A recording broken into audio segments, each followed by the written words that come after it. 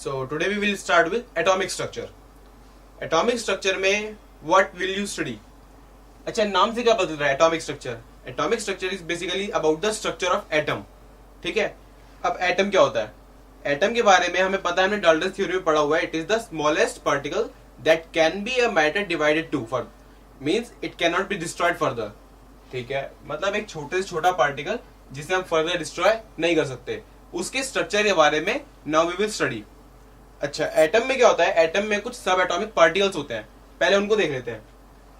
Atom में क्या होता है basically? If suppose I am talking that it is one atom.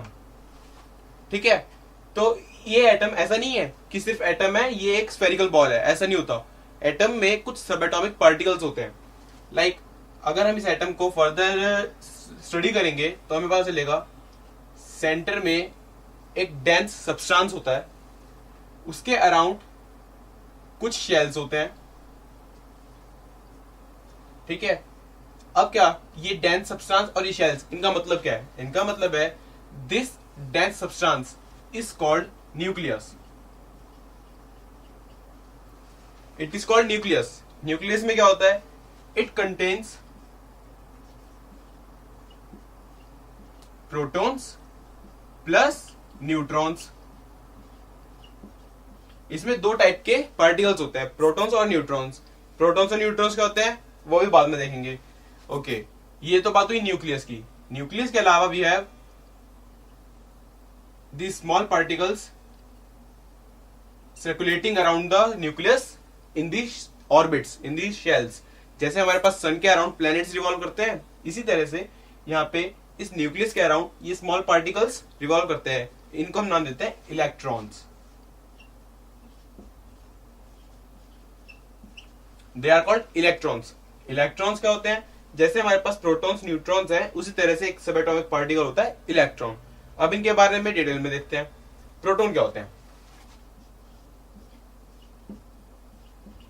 C, proton होते हैं, इनकी कुछ प्रॉपर्टीज होती है. पहली प्रॉपर्टी देखेंगे प्रोटॉन की, that is +1 charge. means they have charge of +1 unit. They have a charge of on them of +1 unit. +1 का मतलब क्या है? चार्ज का यूनिट, चार्ज का जो यूनिट होता है दैट इज कूलम.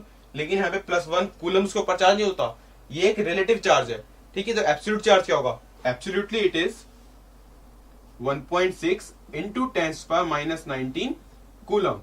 मतलब इस पूरे नंबर को हम 1 यूनिट का नाम दे रहे हैं यहाँ पे. तो इसके ऊपर चार्ज कितना हुआ? +1 का. ओके. Second thing is इसका मास. What is the mass of proton? Mass is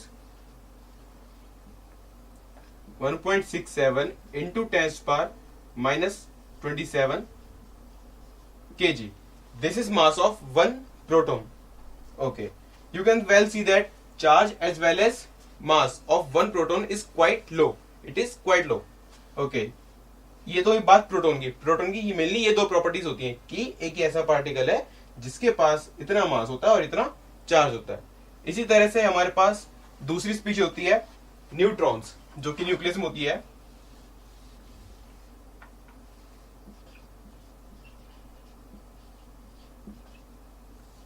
neutron का काम क्या होता है? न्यूट्रॉन की प्रॉपर्टीज क्या होती हैं? सिर्फ दो प्रॉपर्टीज के बारे में बात करेंगे, चार्ज और मास. तो न्यूट्रॉन का जो चार्ज होता है दैट इज 0. ठीक है, 0 चार्ज होता है इसके ऊपर. 0 चार्ज का मतलब क्या है? 0 चार्ज का मतलब ये है कि इट इज चार्जलेस पार्टिकल. ना ही ये पॉजिटिव है, ना ही ये नेगेटिव चार्ज है. It is neutral. Okay, 0 charge हो गया इस पे. What about mass? मास इसका अप्रोक्सीमेटली प्रोटॉन के बराबर होता है. तो हमें बस ये नंबर याद रखना है कि प्रोटॉन के ऊपर भी इतना ही मास होता है और न्यूट्रॉन के ऊपर भी सेम मास होता है.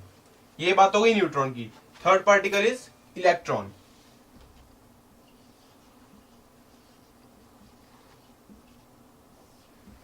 What about electron? इलेक्ट्रॉन में क्या होता है? दो प्रॉपर्टीज चेक करेंगे. वैसे ही जैसे हमारे पास प्रोटॉन में +1 चार्ज था, इसी तरह से इलेक्ट्रॉन में -1 का चार्ज होता है. ओके, इलेक्ट्रॉन के चार्ज के बारे में बात हो गई कि it has a charge of -1 units. What about mass? Electron के ऊपर मास कितना होता है? इसका मास प्रोटॉन और न्यूट्रॉन के मास से काफी कम होता है. Which is 9.1 into 10⁻31 kg। मतलब यहाँ पे साफ साफ देखा जा सकता है कि जितना मास प्रोटॉन्स और न्यूट्रॉन्स का था, जो कि सेम था, उससे बहुत कम मास होता है इलेक्ट्रॉन का, क्योंकि हम पावर से भी कंपेयर कर सकते हैं। जब हमने प्रोटॉन्स और न्यूट्रॉन्स का मास देखा था, that was in the power, that was of the order 10⁻27 kg, और यहाँ पे ऑर्डर क्या है 10⁻31 kg। मतलब 10,000 का डिफरेंस तो फैक्टर में ही आ गया, और बाकी ये नंबर का भी डिफरेंस है। तो it is sufficient to know that electron का मास इतना होता है, प्रोटॉन्स और न्यूट्रॉन्स का मास इतना होता है।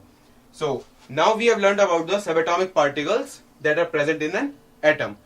ओके, ये तो ही बात इसकी। हमारे पास एक और चीज होती है कि हम कैथोड रेज, एनोड रेज, जो कि बताती हैं कि इन सबएटॉमिक पार्टिकल्स की हमने स्टडी कैसे करी होगी, इनकी डिस्कवरी कैसे हुई होगी।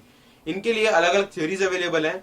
आई सपोज वो आप छोटी क्लासेस में पढ़ चुके हो और वो आप खुद रिवाइज कर सकते हो, ठीक है। जैसे हमारे पास cathode rays, positive rays, canal rays होती हैं, उसी तरह से हमारे पास कैथोड रेज, एनोड रेज, दो टाइप की रेज अवेलेबल होती हैं।